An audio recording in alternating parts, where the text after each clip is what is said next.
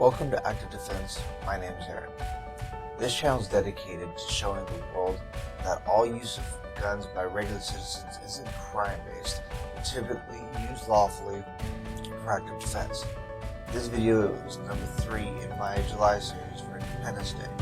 We're focusing on the first battles by militiamen, regular military and citizens, not professional military forces. This is how the founders used militia.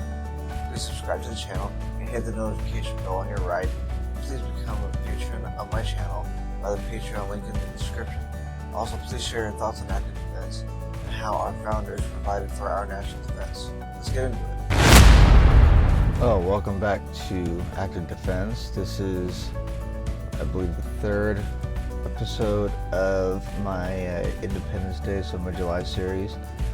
So we're going over the battles related to Independence Day that brought about the independence of our nation and how the Second Amendment contributes to the Patriots, why we have the Second Amendment, and why it was so helpful. So remember, all of these Patriots, none of their weapons were provided by the government. They had to buy their own weapons, they had to provide their own forces, they had to provide all of their own stuff. So for the Second Amendment requires that we be able to purchase our own weapons and that not be infringed, so we can purchase our own weapons and be able to meet every necessary adversary at the level that we can afford to. So let's get into it for here. Siege of Fort St. John. Now this was a British victory. Actually, no, this is a Patriot victory. My apologies. But let's get into it. The siege of Fort St. John, September 17th through November 3rd, 1775, also called St. John as St. John's or St. John's, was conducted by American Brigadier General Richard Montgomery on the town of Fort St. John in the British province of Quebec. Not Quebec, you Americans, it's Quebec. During the American Revolutionary War, the siege lasted from September 17th to November 3rd, 1775. After several false starts in early September, the Continental Army established a siege around Fort St. John.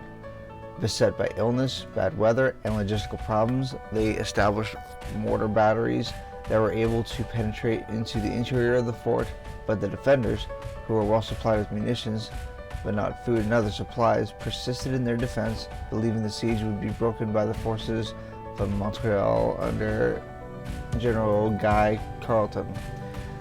On October 18th, the nearby Fort Chambly fell, and on October 30th, an attempt at relief by Carleton was thwarted. When word of this made its way to St. John's defenders, combined with a new battery opening fire on the fort, the fort's defenders capitulated, surrendering on November 3rd. The fall of Fort St. John opened the way for the American Army to march on Montreal, which fell without battle on November 13th. General Carleton escaped from Montreal and made his way to Quebec City to prepare its defenses against an anticipated attack. Sorry for my jumping back and forth on how to pronounce Montreal. Anyways, so remember, all of these forces, I mean, a lot of this stuff was just basically afforded by the American Forces commander. So it was all paid for basically out of pocket, which is just interesting to think about. But yeah. This is just the beginnings of what American ingenuity can get you into. Okay, it's battle. Battle of Long Point. I don't know. You guys can tell me how that's pronounced in the comments. The Battle of Long Point was an attempt by Ethan Allen and a small force of American and Quebec militia to capture Montreal from British forces in September 25th, 1775, early in the American Revolutionary War. Allen, who had been instructed only to raise militia forces among the local inhabitants, had long had thoughts of taking the lightly defended city. When he reached the southern shore of St. Lawrence River with about 110 men, he seized the opportunity to try. Major John Bowman, who Allen claimed was supposed to provide additional forces, did not appear as they had planned, isolating Allen and his men along the northern side of the river. British General Guy Carleton sent a force composed mostly of Quebec militia in response to news of Allen's crossing of the St. Lawrence. This force cut off Allen's escape route and eventually surrounded and captured Allen and a number of his men. Carleton eventually abandoned Montreal, which fell without battle to Continental Army forces on November 13th. Allen was sent first to England, then New York City as a prisoner, and was eventually exchanged in 1778. So approximately 3 years as a POW. Okay, next battle.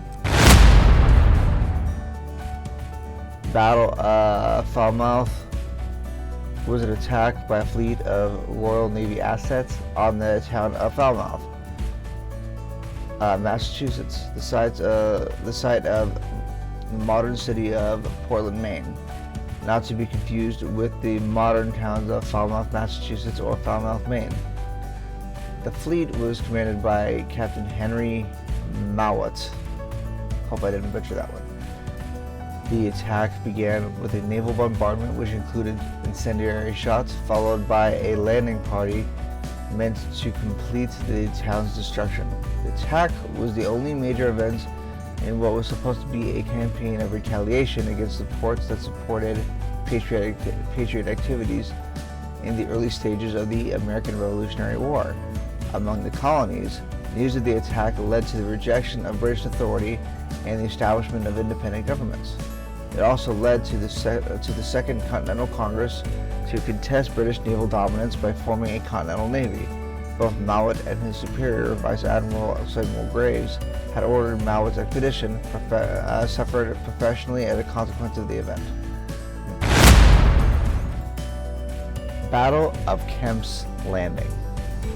The Battle of Kemps Landing, also known as the Skirmish of Kempsville, was a skirmish in the American Revolutionary War that occurred on November 15, 1775. Militia companies from Prince Anne County in the province of Virginia assembled at Kemps Landing to counter British troops under the command of Virginia's last colonial governor, John Murray, Lord Dunmore, that had landed at nearby Great Bridge. Dunmore was investigating rumors of Patriot troop arrivals from North Carolina that turned out to be false. He instead moved against the Prince Anne militia, defeating their attempt at an ambush by routing them. Dunmore followed up the victory with a reading of his proclamation declaring martial law and promising freedom to slaves belonging to Patriot owners if they had served the British military. This increased opposition to his activities, which eventually forced to leave Virginia. Now this is interesting because history showed that it took years for the Brits to free their own slaves, and so in his proclamation he only promised to free the slaves belonging to Patriot owners. So it's actually kind of similar to what President Lincoln did with the Emancipation Proclamation, because in that he only freed the slaves that were in the South. So that was not even, he didn't free the slaves that were in the North. So it was a very selective proclamation. So President Lincoln's proclamation, well, that's a whole other discussion for a whole other time. Actually, I'll link the link to another channel where I'll be discussing that as well. Okay, the final battle, which is a true Patriot victory, the Siege of Savage's Old Fields. The Siege of Savage's Old Fields, also known as the First Siege of 96, was an encounter between Patriot and Loyalist forces in the backcountry town of 96, South Carolina. Early in the American Revolutionary War, it was the first major conflict in South Carolina in the war, having been preceded by bloodless seizures of several military fortifications in the province. Patriot forces, under the command of Major Andrew Williamson has been dispatched to the area to recover a shipment of gunpowder and ammunition intended for the Cherokees that had been seized by the Loyalists. Williamson's force, numbering over 500, established a stockaded fort near 96, where it was surrounded by some 1,900 Loyalists. Because the war was in its early days, the partisan war in the southern backcountry had not become as brutal as it would be later in the war. The siege was conducted desultorily. I'll have to look that up later.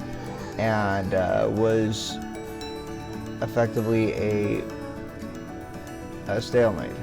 After 2 days, the Loyalists withdrew, having lost 4 killed and 20 wounded to one lone Patriot killed and 12 wounded. The Patriots also withdrew towards the coast, but major Patriot expedition not longer after resulted in arrest or flight of most of the Loyalist leadership. Okay, another Patriot victory. Please go ahead and then read more of the background and beyond on this in the link provided below. Same thing for all these stories. Okay.